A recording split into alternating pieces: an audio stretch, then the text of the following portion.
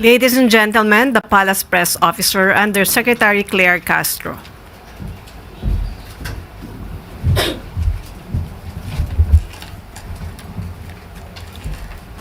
Magandang araw, Malacanang Press Corps. Para kay Pangulong Ferdinand R. Marcos Jr., bida ang Filipino consumer. Ngayong buwan ng Oktubre, inaanyayahan ng Department of Trade and Industry o DTI ang lahat na makilahok sa Consumer Welfare Month celebration. Mula October 1, paiigtingin ng DTI ang pagpapalawig sa edukasyon at karapatang Pinoy consumers. Kabilang sa selebrasyon ang iba't ibang aktibidad upang isulong ang consumer welfare and protection ng bawat Pilipino, gaya ng Fun Run sa October 26 sa Intramuros, Manila, National Standards Week, Nationwide Destruction of Uncertified Products, Appreciation and Recognition Night for Stakeholders, Nationwide Monitoring of Consumer Goods, at iba pang aktibidad gaya ng Consumer Assembly sa barangay. Maging mapanuri at mapagmatsyag sa inyong pamimili. Alamin ang karapatan at lawakan ang kamalayan bilang isang responsible consumer. Dahil sa ilalim ng administrasyon ni Pangulong Marcos Jr., bida ang consumer sa bagong Pilipinas. At maaari na po akong tumanggap ng inyong mga katanungan. Unang tanong mula po kay Christian Yusores, DZMM.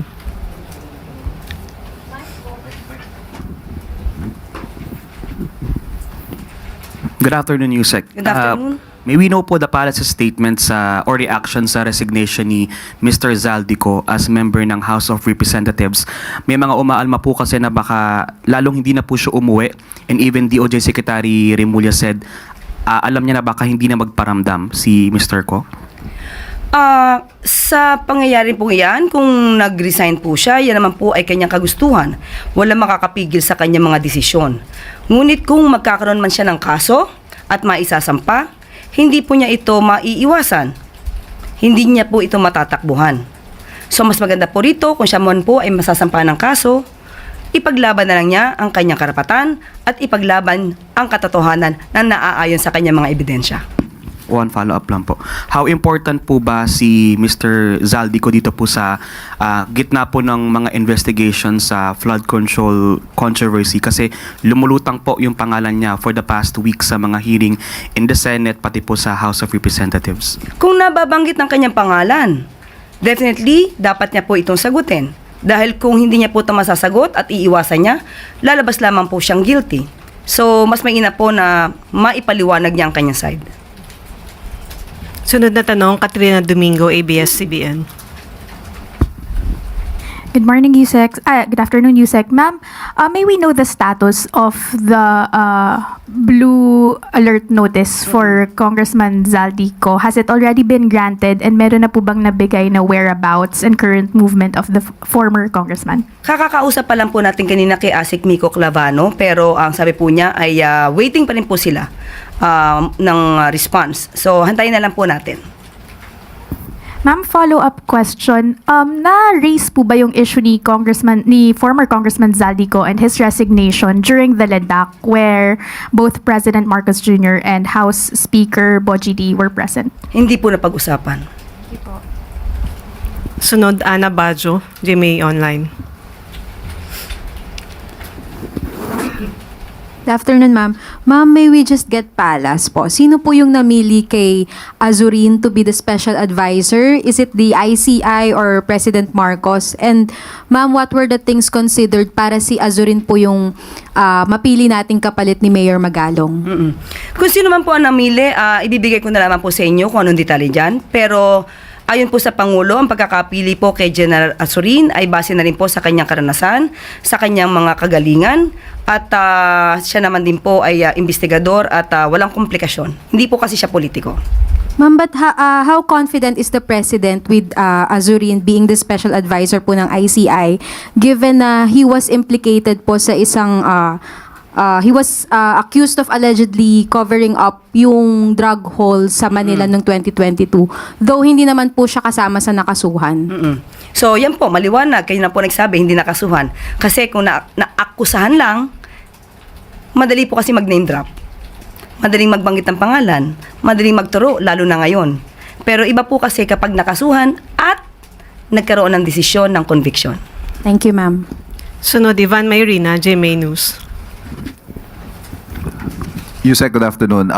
In a privileged speech, Senator Chis Escudero claimed, among others, that the investigation on flood control projects is following what he calls a script by the former Speaker and the President's cousin, Martin Romualdez. Ang implication ho nito, selective ang nagiging investigasyon and happening at the behest of just one person, na hindi ito yung gusto mangyari ng Pangulo. Ano ho ang pahayag ng Malacanang kaugnay sa naging privileged speech ni Senator Escudero? Kung yan po siguro ang kanyang napapansin at nakikita, malamang hindi naman din po yan ang napapansin ng iba. Sabi nga po natin, sa ngayon, lahat po ng naituturo, lahat na nababanggit na pangalan, dapat nating i-considera na inosente. They should be presumed innocent until proven guilty. Let us go to where the evidence leads us. So, ang mangyayari po dito, hindi po kasi nadadaan sa magandang talumpati, hindi nadadaan sa pagtuturo ang pagpapanagot sa mga nasabing umabuso ng pondo, kundi sa pamamagitan ng sapat na ebidensya. So, ang mga ebidensyang ito, maaari naman pong ibigay sa ICI at ang ICI naman po ay isang independent commission na maaaring tumingin ng lahat ng mga evidence, facts, records para matumbok kung sino ang dapat ng panagot. Nabanggit niyo po yung ICI and still on the former Speaker.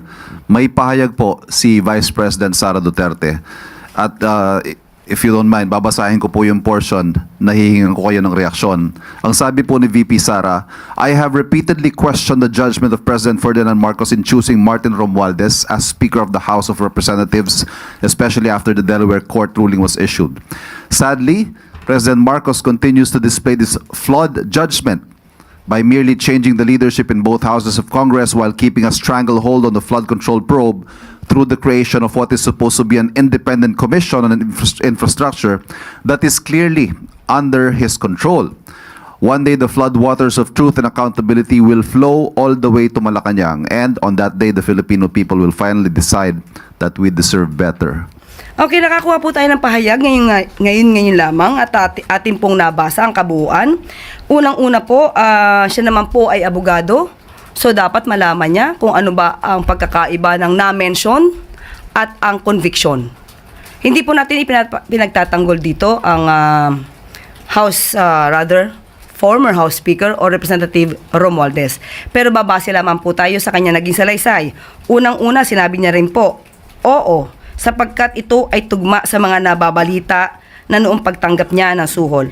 Ang sabi niya po sa salita, napabalita. So, ibig sabihin, nabanggit lang. Pero walang naging desisyon ang korte tungkol sa di umanong suhol. Pangalawa, sinabi niya po na bakit pinili ng Pangulong Marcos si Representative Martin Romualdez bilang Speaker of the House. Wag niya pong kalimutan na mayroon pong separation of powers. Wala pong kinalaman o wala pong maaring responsibilidad sa pagpili noon kay Representative Martin Romualdez bilang House Speaker.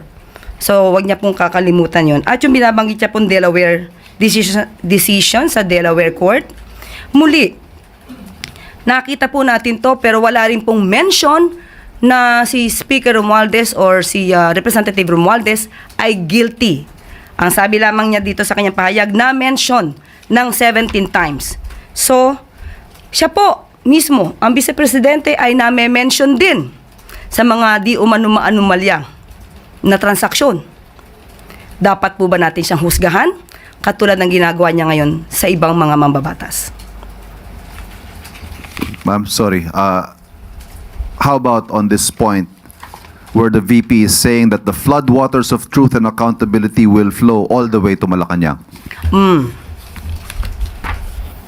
Maski na po mismo, napakinggan po natin si Senator Chis Escudero kahapon. Kahit na nga po ang Pangulo, sinabi po niya na walang kinalaman at siya pa po ang nagsumbong kung anong nagaganap. Kaya wag niya pong ipahid, wag ipahid ng Vice Presidente kung ano man ang patungkol sa mga anomalyang nagaganap ngayon. Hindi po malilinis ng Vice Presidente ang mga akusasyon, hindi lamang akusasyon, kundi pag-amin ng kanyang ama mismo tungkol sa pagnanakaw sa pondo ng bayan. So wag niya pong ipahid kung ano man ang nangyari noong nakaraang panahon at ng administrasyon sa Pangulo na ngayon na siya mismo nagpapaimbestiga na maanumalyang flood control projects. Ang tangi lamang po yatang niyang alam ay sirain ang Pangulong Marcos Jr. Thank you. Sunod, Eden Santos, Net 25. Good afternoon po, Yusek. Gaano pa rin po ka-solid ang Armed Forces of the Philippines sa gitna po ng mga nangyayaring korupsyon sa gobyerno at may mga sundalo na rin po yung nagsasalita sa SOCMED in support po dun kay Guteza. Paniwala pa rin po, may tiwala po ang ating Pangulo sa ating mga kasundaluhan na sila po ay mananatiling matatag at ang kanila lamang na ipasusunod ay kung ano po ang sinasabi ng konstitusyon. At lahat naman po tayo, hindi lamang po ang kasundaluhan ang galit sa korupsyon. So, atin pong igagalang ang kanilang mga mensahe dahil hindi po lahat ng tao gugustuhin na manakawan ng pondo ng bayan. Wala naman pong mga intel reports na may mga kumikilos na po sa AFP para mag-withdraw ng support sa Pangulo. Nadinig na po natin si General Bronner. Sinabi po niya na mananatili silang matatag at hindi po sila sasali sa gintong klaseng gulo at ang papatupad lamang po nila kung ano yung nasa konstitusyon. Thank you. Sunod, Alvin Baltasar, Radyo Pilipinas. Yusek, good afternoon po. Yusek, ano po ang stand ng Pangulo tungkol doon sa panawagan na sana ma-open yung hearing sa Independent Commission for Infrastructure? Noon pa po sinabi ng Pangulo na itong ICI ay isang independent commission. So kung ano po ang kanilang magiging polisiya at ang kanilang magiging procedure po doon ay igagalang po ng Pangulo at hindi po manghihimasok ang Pangulo dahil sila po ay independent body or commission. Yusek, mag-shift lang ako kasi napabalita na mismong si Agriculture Secretary Tio Laurel ang nagsabi na mayroong ghost project, in particular yung farm-to-market roads sa may Davao Occidental sa Zamboanga del Norte. Alam na po ba ito ng Pangulo na i-report na ni Secretary? Opo, nakausap ko rin po si Secretary Vince kaninang umaga at sinabi po niya na ito po din ay tinututukan nila dahil dapat ito po ay magawan talaga ng paraan sa lalong madaling panahon. Pero may specific directive ba si Pangulo tungkol dito, Yusek? Katulad po sinabi natin, lahat ng mga ganitong klase na mga may anomalya, hindi lamang po sa flood control projects, kundi sa lahat ng infrastructure, yan po ay tututukan. Thank you po, Yusek. Sunod, Sam Mendinilla, Business Mirror. Good afternoon, ma'am. When is President Marcos expected to come out with the new issuances for setting the buying price for rice and extending the importation freeze for the said local food staple? Sa lahat po na yan, ang issue po ay sabi po sa atin ay ihintayin po natin na magiging direktiba ng Office of the Executive Secretary. So, yun po, hintayin na lamang po natin muna. Tapos second follow-up po, is the President reconsidering the importation ban extension after the recent typhoons caused over 1 billion damage in sa agriculture? Sa ngayon po sa ating pagkakaalam at ang pagkakasabi sa atin ay hanggang November 2. After that, hintay na lang po muli natin kung anong magiging polisiya. Sige. Thank you. Easy Claire. Nakatakdang pangunahan ngayong hapon ni Pangulong Ferdinand R. Marcos Jr. ang oath-taking ng mga bagong halal at appointed officials ng League of Vice Governors of the Philippines o LVGP. Inaasahan na magpapaabot ng kanyang pagbati ang Pangulo sa mga bagong halal at appointed LVGP. Aabot sa 70 Vice Governors ang inaasahang dadalo sa oath-taking mula sa iba't ibang bahagi ng bansa. Kinikilala ni Pangulong Marcos Jr. ang progresibong hakbang ng mga Vice Governors sa pagpapatatag ng kanilang kakayanan at kagalingan sa local governance at legislation. Bagamat nagmumula sa iba't ibang bahagi ng Pilipinas ang mga Vice Governors, naniniwala si Pangulong Marcos Jr. na pinagbubuklod sila ng kanilang commitment na makapaglingkod sa taumbayan at sa bayan. Ang LVGP ay isang non-stock, non-profit at non-government organization na nagsisilbing plataforma para sa tuloy-tuloy na legislative development at policy reform sa mga probinsya. Nagsisilbi rin itong plataforma upang mapalakas ang local autonomy ng bansa. At pangungunahan ngayong hapon ni President Ferdinand Marcos Jr. ang muling pagbubukas ng Philippine International Convention Center o PICC sa Pasay City. Ilang buwan matapos na ipasara for renovation noong March 2025. Ang PICC ay pansamantalang isinara sa publiko upang paghandaan ang dalawang landmark events sa bansa sa susunod na taon, ang 50th anniversary ng PICC at ang hosting ng Pilipinas sa Association of Southeast Asian Nations Summit. Kabilang sa mga upgrades sa PICC, ang installation ng complete state-of-the-art audiovisual equipment para sa international at local event servicing, ang malaking LED wall sa mga meeting rooms at halls at high-speed complex-wide Wi-Fi. Kasama rin dito ang enhanced security systems at energy-efficient LED lighting. Ang PICC ay opisyal na nagbukas sa publiko noong September 5, 1976. Ito ay nagsisilbing historic at architecturally significant convention center na dinisenyo ni national artist and architect Leandro Locsin at ito ay pagmamayari ng Bangko Sentral ng Pilipinas. Kabilang sa mga historical events na ginanap sa PICC ang Miss Universe pageant noong 1994 at ang ASEAN noong 2017. At dito na po nagtatapos ang ating press briefing. Magandang araw para sa bagong Pilipinas.